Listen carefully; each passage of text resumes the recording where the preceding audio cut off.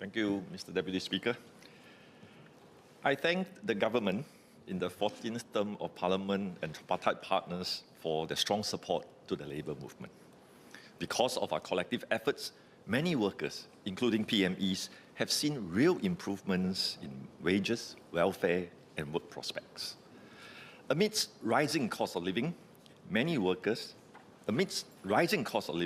we raised our lower wage workers' income. Platform workers now have CPF, workplace injury compensation, and the right to be represented by platform workers' associations. Workplace fairness has also been strengthened so that all workers, especially our mature PMEs, are assured of a level playing field. We provided new support for our involuntarily unemployed workers and supported our caregivers' flexible work arrangement requests. Senior workers now have a longer runway should they choose to do so to work. The labour movement also catalysed business and workforce transformation through more than 3,600 company training committees, promoting win-win outcomes for businesses and workers at the same time. But, Mr. Speaker, beyond policies and numbers, what mattered most really is the impact on ordinary people and workers. Amidst the rising cost of living, every wage increase, every new protection, and every training scheme made a real difference. Families, workers were able to be better provided for. This is why I'm in the House today, to ensure that every Singaporean worker and family can face the future with confidence. Sir, as we step into this new term of Parliament, Singapore faces significant external and internal challenges. Externally, the world is more fractured. Trade wars, tech wars, hot wars are redefining the rule-based order that Singapore has long depended on. And technologies like artificial intelligence are reshaping how we live, learn, and work, faster than many of us can keep up with. Internally, the realities of becoming a super-aged society will hit us. More of our workers will be older, and more families will experience more strain from caregiving responsibilities. During my block visits in Jalan Kayu, and in many conversations with workers at union events and community gatherings, I've heard the anxieties of our people. Young graduates worry if they will be able to find good jobs. Mid-career and older PMEs fear being displaced by AI and economic restructuring. Families struggle with the pressures of caregiving, wondering how they can cope with the financial, physical, and emotional strains. These are not abstract concerns. They are the daily worries of ordinary Singaporeans trying to secure a better future for themselves and the loved ones. Mr. Deputy Speaker, the labour movement supports the direction laid out by our President to transform our economy amidst AI disruption while ensuring that no Singaporean is left to journey alone. To achieve this, the labour movement calls on the government to work with tripartite partners on three fronts. One, ensure good jobs for every generation, so young graduates can start well and adapt and have opportunities to grow. Mid-career workers and PMEs can adapt and seize new opportunities. And older workers can continue contributing with dignity. Two, uplift our vulnerable low-wage workers, platform workers, and freelancers by ensuring fair earnings and dignified work. And three, stronger support for our caregivers, so no Singaporean has to choose between caring for their loved ones and keeping their job. My fellow Labour MPs and I will outline the priorities of the labour movement to advance on these fronts. I will focus my address on two areas today: ensuring good jobs amidst AI disruption and better support for caregivers. Let me first speak about AI disruption. AI has great economic potential for Singapore. It can boost productivity and help businesses stay competitive. On the flip side, I know many workers, including PMEs, see AI as a threat. Big companies, such as Amazon and Microsoft, are cutting jobs. Drivers worry about being displaced and replaced by autonomous vehicles. They don't know what AI means for them and their jobs. I fully understand these concerns. It can be daunting not knowing what to expect, and perhaps worse, how to keep up. They say, I know AI is here, but SecGen, I don't know what to do. This is why we must do more to equip our workers to meet AI disruption head-on. Bring the right tools and know-how to the businesses and our workers so that they can take proactive steps to seize AI-driven opportunities. To this end, NTUC stands ready to support the National AI Strategy. We want to work with the government and tripartite partners to put forth a national AI adoption and training initiative. I'll call this initiative AI Ready SG as a working name. It will serve as a one-stop platform to integrate existing resources from government and tripartite partners so businesses and workers can truly be AI ready.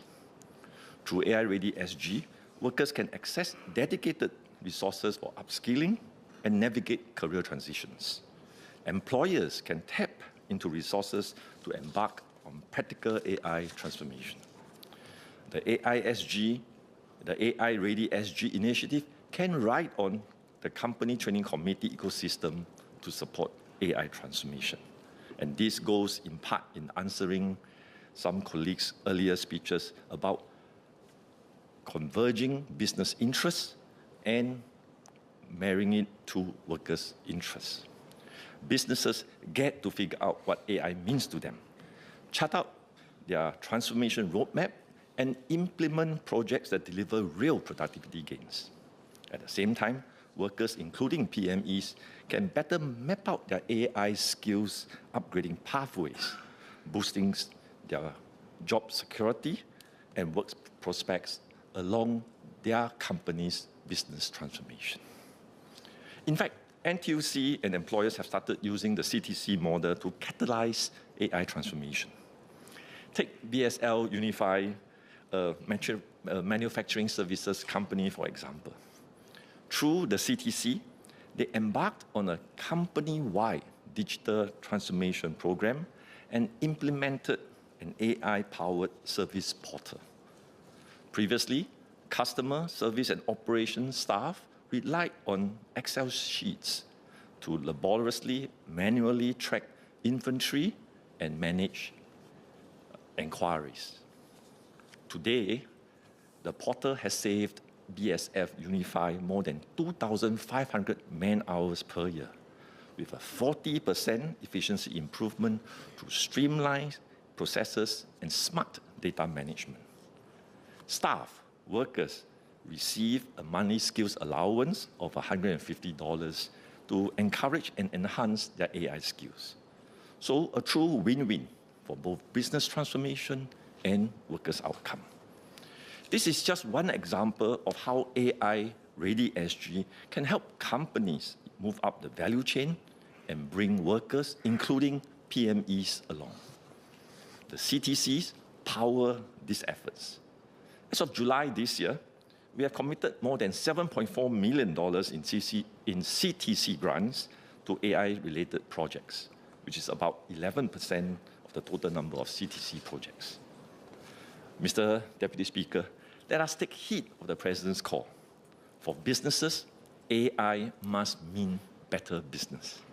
For workers, including PMEs, AI upskilling must mean better jobs, better wages, and better work prospects. If we can do this, we'll be able to exploit AI to transform our economy and better Singaporean lives. Let me now turn to caregiving. I thank the government and tripartite partners for measures like enhanced paternity and shared parental leave. Yet, many workers still struggle with the day-to-day reality of caregiving. Balancing a job while tending to the needs of a sick, elderly parent, a child, or adult with special needs can be exhausting. It is not just about managing the time.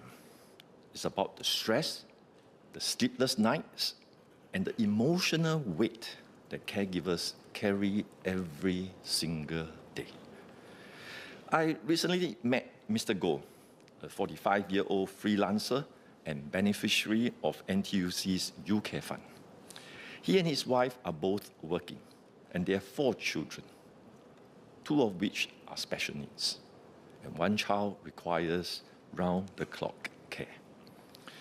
He shared and he's grateful that while subsidies help, he worries about medical expenses chipping away at their family savings. What troubles him most is not just about today's struggle, but the future. Will his children be able to cope when he and his wife can no longer take care of them? Will they themselves be able to retire with dignity? More than anything, he hopes that families like his won't be left to carry the heavy load of care alone. His story is not unique. During my house visits in Jalan Kayu, caregivers shared with me some of the same worries: how to juggle work and caregiving, and the stress and the mental toll it takes on them. We must do more to support caregivers to take care of themselves and their loved ones. Sir, let us not stop at empathizing with caregivers like Mr. Goh. We must do more to strengthen the caregiver support in these areas. First, help caregivers stay in work. Having a job is essential for long-term financial resilience. We must expand the flexible work arrangements and enshrine caregiving leave, making them more widespread, accessible, and importantly, stigma-free. Second, help caregivers who have left work return to work. We must redouble our efforts on back-to-work programs to ease their transition, especially for those who have stepped off work for prolonged periods of time.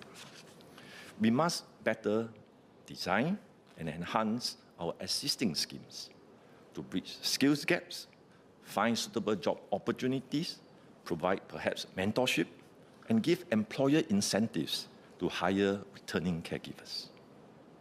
Third, strengthen the ecosystem of care. We must make bold moves to ensure that care support for elderly and disabled loved ones is available, affordable, and accessible. While we are moving in the right direction, we must be prepared to review our policies to better support our caregivers. This includes reviewing Medisave limits and caregiving subsidies to defray costs, provide CPF top-ups for primary caregivers with insufficient retirement adequacy, enhancing community care services, including for persons with special needs, persons with mental health conditions, and more with dementia. And importantly, strengthening care coordination so families don't have to struggle to navigate the generous but multiple schemes across different agencies, not knowing what to do. Sir, many of us are caregivers currently, or will be at some point. Let us take bold steps to ensure that Singaporeans have the support they need to care for their loved ones while staying resilient at work and at home. In Mandarin, please, sir. 在今后几年，我们的工友将面对更大的压力。一方面是人工智能快速发展的冲击，另一方面是照顾家庭的责任。公运呼吁劳资政伙伴一起推动全国性的 AI 培训和应用计划，帮助企业和工友转型，迎接新时代。对于企业 ，AI 能带来更好的发展潜能；对于工友，尤其是专业人士和行政人员 ，AI 能带来更优质的就业机会、更高薪金和更好的职业发展前景。随着我国迈入超老龄社会，更多工友和家庭需要在工作和照顾亲人之间取得一个平衡，真的不容易。我们必须加强对看护者的支持，确保没有人因照顾亲人而被迫在事业与家庭之间做出艰难的选择。我们可以从3个方面着手。第一，我们要帮助看护者继续留在职场。我们建议扩大灵活工作安排的使用范围，并建立完善的看护假制度。第二，我们要帮助看护者重新回到职场。我们可以推出一个全国性的重返职场计划，以减轻他们回归职场的困难。尤其是那些因看护责任而长期离岗的工友。